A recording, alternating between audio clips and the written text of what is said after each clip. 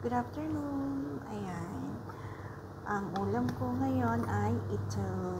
Hindi ko alam anong luto ito, guys. Pero sabi nga ng lola ko, pag hindi mo daw alam kung anong luto yan, sa lola ko pa is ayong style. Diba? Yan, chicken. May atay, may balon-balunan, may patatas, may carrots, yan, may sili, yan. Ang sarap niya, guys. Tapos nilagyan ko sa para ano siya, para yan, malapot-lapot. Nilagyan ko siya ng konting harina. Ayan. Yan ang aking ulam ngayon kasi nung Saturday nga, nag-day off kami. Hindi kami kumain ng kanin, nag-Jollibee lang, pero hindi kami kumain ng kanin. Walang rice.